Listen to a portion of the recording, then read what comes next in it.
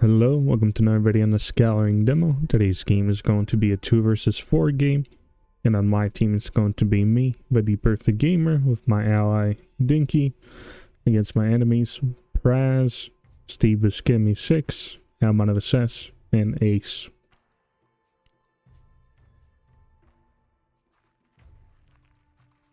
And this 2v4 game starts out a little funny, just why I typed this, because I spawn on the bottom left part of the map. There's a white orcs. I do the fast 2 barracks build. My ally is on the other side of a planet, pretty much. The other side of a map. He starts a fast warriors build. Then the blue player, the human player, Raz. Looks like he's doing a archer build. And then the purple orc player, amount of assess. Looks like he's doing the warrior start build. And then the teal orc player is Steve Buscemi 6. Looks like he's doing the fast warriors into maybe transitioning into mass archers. The final enemy is Ace, the yellow orc player. Looks like he's doing the quick warriors build into potentially archers because he made a lumber mill here. Anyways, here I have 2 barracks. And pretty much how you're supposed to do this rush is you try to make 2 farms. But I was kind of lucky because my trees were kind of close here, so I didn't need as much time to make these 2 farms. And then when these farms are built, you just leave 1 peasant to get some wood for future farms. And then at this point you just only make warriors to get gold from getting kills. And here I decided to just attack whichever player was in this direction. And I kind of ambushed this player because he was fighting these wolves here. And a few of his warriors were on lower health.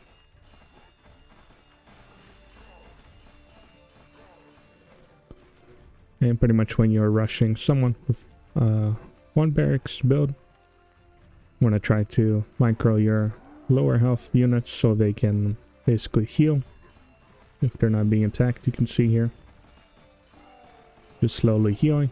It allows all your healthier units to be able to defend against all these attackers. And here pretty much the purple player kind of lost most of his units, and I guess he kind of didn't realize he could have gotten the bow ability to allow his workers to shoot my units a little bit.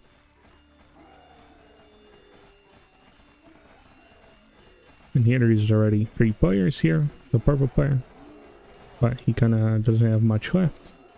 And then the teal player sent some warriors here, but they're all level 1 units, so they kind of die real quickly to level 2 warriors here. And then the blue player sent some archers, and then he decides to put them on top of his barracks, which is a bit of a mistake. Because now I can start climbing this barracks, and he can't really run away because this is the door here, so his units are going to be running through here and then just getting smacked around by my warriors. And basically, if you see another player making all the archers, you want to try to get that charge ability, which I got, which means that their units can't really outrun you. You're going to be able to pick off a few of them before they run back to their base.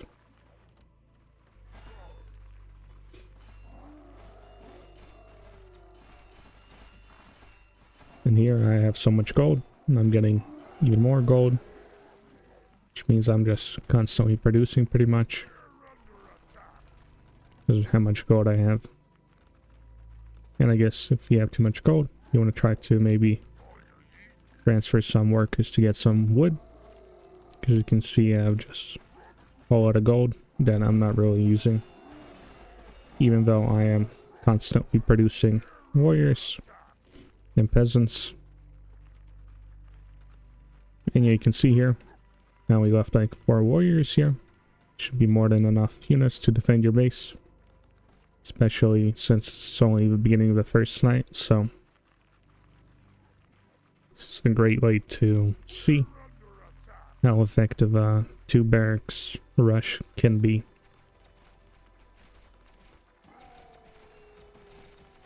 And here I ran to another player's base, but I guess he decides to surrender. He probably knows that he's not going to be able to survive this attack, because his town hall was a little late, so his workers wouldn't be able to help him much.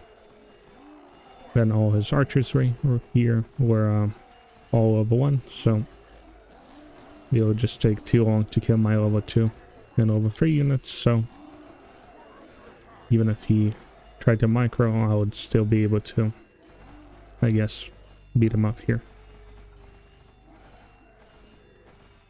But I guess after this player surrendered, the blue player decides to surrender as well. Because I guess the enemy team's morale was not high enough to continue fighting.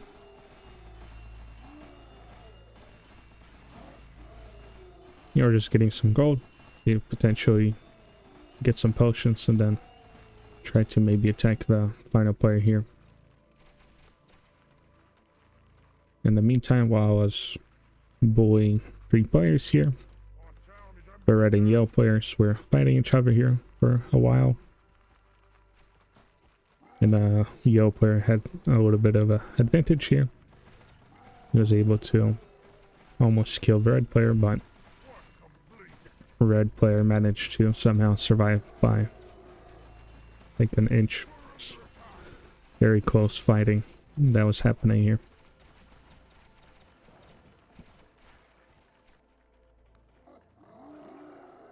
Here you can just produce all the warriors. You can see I have 2,000 gold.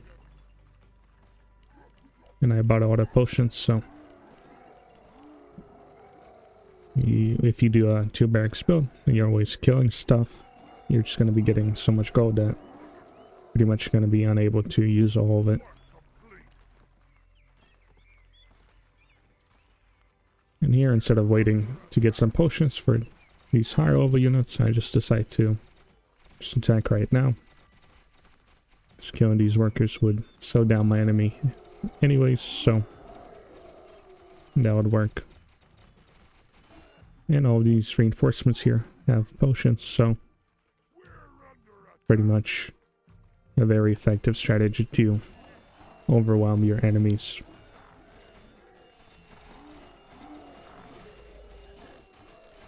But I guess this player, Ace, actually has some honor and he tried to fight to the last here.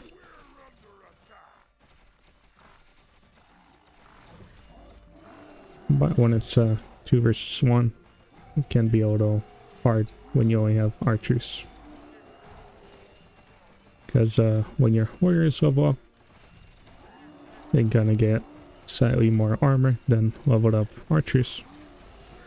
But especially they get 40 more health per level up, and archers only get 30 more health. So there you have it. That was a pretty fast game, and pretty interesting game to see how well you're able to use a 2 barracks build.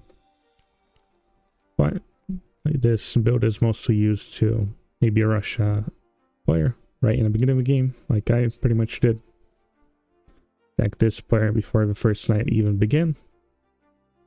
Or you can do like a slightly later push where you can kill all the wolves and just keep producing all the warriors, where you're gonna basically over time outnumber your enemy, because they're only gonna have 1 barracks, but you're gonna have 2 barracks, so over time you're gonna have a huge army that you can send and then pretty much overwhelm your enemy with leveled up warriors or swordsman. So that's pretty much the 2 ways they can use this 2 barracks build order. Let's see your results.